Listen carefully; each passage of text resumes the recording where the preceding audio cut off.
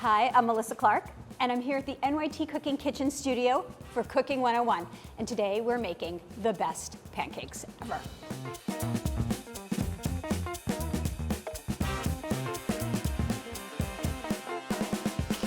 I think the perfect pancake is subjective. Everyone has their own idea. To me, it has to be crisp at the edges, fluffy in the center, and it just has to be easy enough to make on Sunday morning before you're fully caffeinated, yet feel special. And I'm also gonna show you how you can vary it to make it your perfect pancake recipe. And then when you're in your kitchen, you can do it your way. Let me just take a minute before I start and just appreciate a pre-made pancake mix, because sometimes on a Sunday morning you need that. It is there for you if you do. However, I'm going to show you that making a homemade pancake is just not that much harder, and you probably have all the ingredients already in your house. For pancakes, all-purpose flour is the best flour. It works really well. Even on a Sunday morning, I'm gonna tell you, I love to use a scale. I find it easier. Once you get into the rhythm of weighing things, you have fewer dishes at the end. However, you can also use your volume measure. Pancakes are really forgiving. It's gonna work just as well either way. It's not like a fussy cake. Pancakes have your back. So if you do have a scale, all you do is you put your bowl on top of your scale. 1 cup of flour is about 125 grams, but I'm gonna show you the proper way to measure also. This is important. People don't necessarily know this. Your flour has been probably sitting in your cabinet for a while and it's compacting. So I always take a whisk and just fluff up the flour a little bit and then dip and scoop. So you dip your cup, you scoop your flour, and then you level off the top. And this should give you 125. Let's see what we got. 125, bingo. You asked for exact. Say you wanted to be healthful on your Sunday morning before you exercise or something, and you want to use whole grain flour, you can substitute up to 3/4 of a cup of whole wheat flour or rye flour for some of the all-purpose. So 1 1/4 cups all-purpose, 3/4 of a cup of your alternate flour. It's also nice for flavor if you want to just mix things up. I have tried different ratios, and I find 3/4 of a cup is enough to give you the flavor that you want, but it won't make the pancakes heavy. More than that, you're not gonna get the rise. You won't get as fluffy a pancake. If you do want to substitute an alternative flour for some of the AP flour, we made a little chart to show you the gram weights of them. I tested them all and they work perfectly if you're using a scale. Salt is like a can of worms. Kosher salts have different weights and therefore different levels of saltiness. I find that fine sea salt or table salt are consistent. You know that 1 teaspoon is gonna weigh the same for any fine salt. It's the coarse salts that make your head spin a little bit. I'm gonna use a combination of baking soda and baking powder as a leavener. So the baking powder, double acting baking powder, it's gonna make the pancakes rise, it's gonna make them fluffy. Because it's double acting, it's gonna react once when you add the liquid and another time when you add heat. So it really makes sure that whatever you're baking is gonna be nice and fluffy. The baking soda is also gonna help with the rise, but it does something else because I'm also using buttermilk in my pancakes. And to neutralize the acidity, the baking soda does that, so they're not gonna be too tangy. And then when it does that, it also creates even more rise. You get a fluffier pancake. And baking soda also helps with the color. So using these 2 different leaveners together will guarantee fluffiness. So I am using half as much baking soda as baking powder. And the reason for that is you need enough to react with the acid, but you don't wanna have so much that it's gonna leave this off weird flavor. I wrote it all down for you. You don't have to memorize this. Liquid ingredients. Always start with the eggs. Always put them into the empty bowl and whisk them before you add the rest of the liquid, because if you don't, it's harder to break up the yolks and you're gonna end up splattering. At least I end up splattering. Maybe you're neater in the kitchen. By whisking the eggs first before you add the rest of the liquid ingredients, it also makes it easier to incorporate them. You won't have to whisk quite as much. Some people like to separate the egg yolks from the whites, whisk up the yolks, use an electric mixer to beat the whites until they're fluffy, and then fold those back into the pancake batter at the end. And this is a delicious way to make pancakes. I never do it. I don't find that it's worth the work. If you want to make super fluffy pancakes, you can do that. You know, everyone has their Sunday morning tolerance of how much work you want to do. I always add a little sweetener to my pancakes, either sugar or honey. I personally love the flavor of honey, so I'm gonna use that, but you could also just use a tablespoon of sugar. Not too much, because the syrup is what is gonna sweeten your pancakes. But you do need a little bit of sweetener because it also helps the color of the pancakes. It helps them get really golden brown. It also helps with the crispness as well. So a little bit of sweetener. So one of the key ingredients for my pancakes is buttermilk. I love a buttermilk pancake. I love the tang, I love the lightness. I don't often have buttermilk in the fridge, I'm just gonna be honest with you. I usually use a combination of plain yogurt and milk. Any kind of acidified dairy product is gonna work. If you have whole milk and you have lemon juice or vinegar, that works too. That is a classic buttermilk substitute. They all work. But buttermilk does, to me, have the best flavor. Oh, sour cream works too, and that's really good. Remember that we have baking soda in our dry mix. So the baking soda is going to react with the acidity in the buttermilk. In fact, I'm gonna show you. Baking soda, buttermilk. You can see that it's fizzing and reacting and there's lots of bubbles. These little bubbles, that's what's going to make your pancakes fluff up. Similarly, if we say did want to beat the egg whites and add those to the batter later, it's the same principle, right? You're beating air into the egg whites. The protein of the egg white is trapping the air, and that is also helping leaven and lighten the pancake. It's all about getting air into your baked good. Gonna just add the buttermilk to the eggs. This is purely optional, but I like to add vanilla extract to my pancakes because I love the flavor of vanilla, especially maple and vanilla together. But you can leave this out, or you can flavor your pancakes with lemon zest, is also really delicious, or grated orange zest, or a little bit of cinnamon. I mean, I've made so many pancakes, I've probably added every flavoring that there is, and I just keep coming back to that perfumey vanilla. It feels very homey. Pancakes need butter both in the batter, and then we're gonna use some butter for frying. And the butter in the batter provides tenderness and richness to the pancakes. Without the butter, they're just not as good. They're not as good.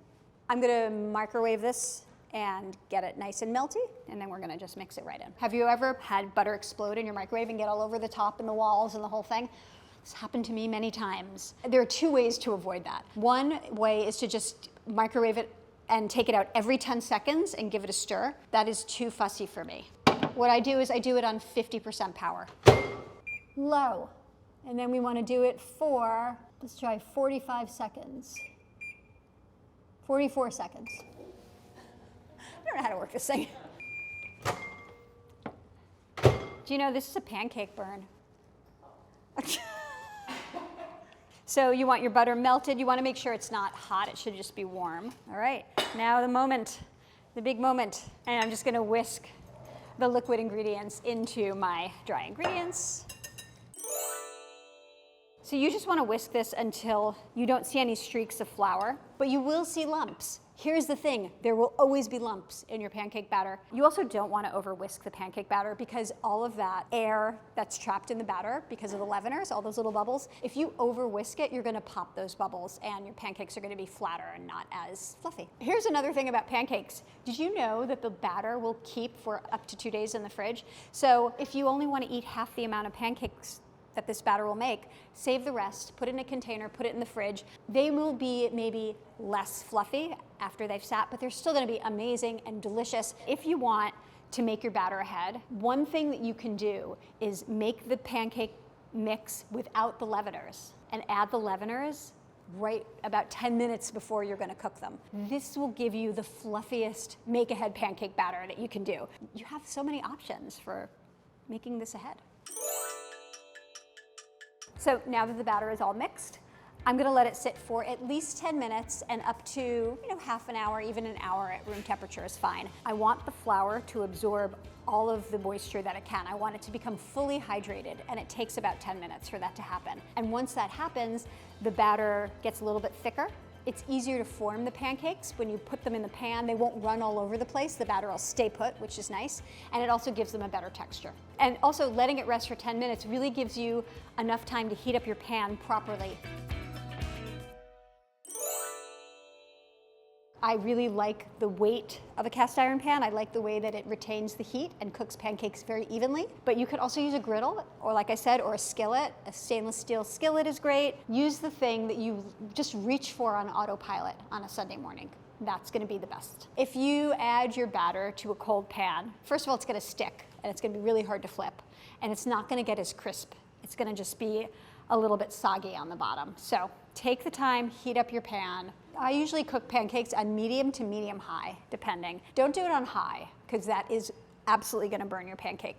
The bottom will burn before the middle is cooked through. So we wanna test to see if the pan is hot enough. Just a little drop of water. Yes, yes, that's hot. That's exactly what you want. That sizzle, hiss, skitter, all the fun sounds. I'm gonna add my fat, and I'm gonna use a combination of oil and butter.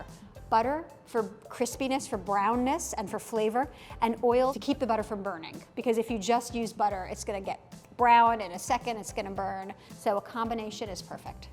That's the perfect amount of fat. Just a little bit, not like you're not deep frying or shallow frying, but you're doing more than just coating it. And now let's add our pancakes. And you see how nice and thick this batter is? It's not gonna spread. When I put them in the pan, yeah, see it's bubbling right around the pancake. See how I'm swirling a little bit to encourage roundness as opposed to blobbiness. Once you put your pancakes in, you really should keep sort of an eye on them to make sure that they don't start to burn. And then that's when you want to adjust your heat. The first side actually takes 2 to 4 minutes. The second side goes faster because what we're doing at this point is we're cooking them 80% of the way. And we know that they're done when we see bubbles all the way across the top. It's gonna look a little bit matte. And that's when we know it's time to flip them. This was my grandmother's, my grandma Lily. She loved pancakes.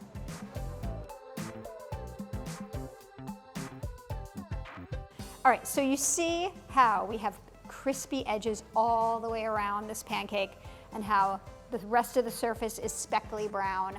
That is exactly what you're looking for. And it's the combination of the heat and the fat and the baking soda and the sweetener in the batter all coming together to create a perfect pancake. For the second side, you just want to check and make sure that it's nice and brown. That's what you're looking for, and we know that they are ready.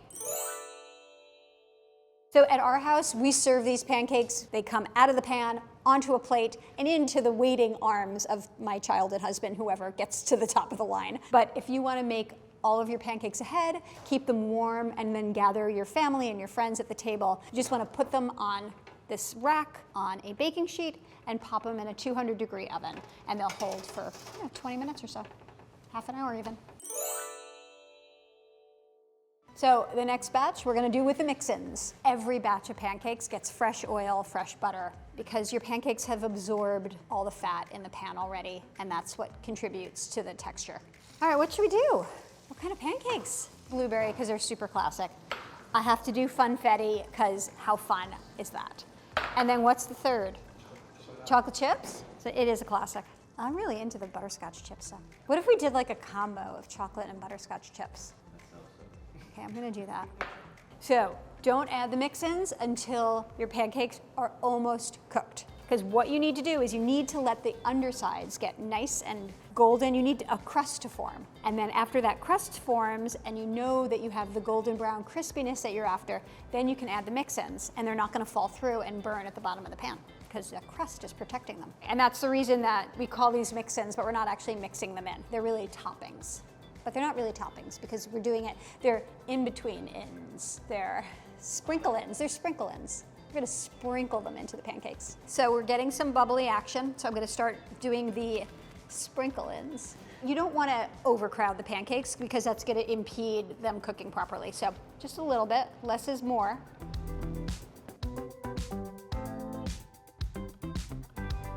It's the same test for doneness. You want it to be matte on top and you want the bubbles to be distributed all the way through, even in the middle. Here's another thing you can do. Instead of freezing or refrigerating the leftover batter, you can freeze your leftover pancakes. They freeze really well. They defrost in like 3 minutes in the toaster oven. Add another 30 seconds to get them crunchy. And oh my gosh, syrup, butter, it's so perfect.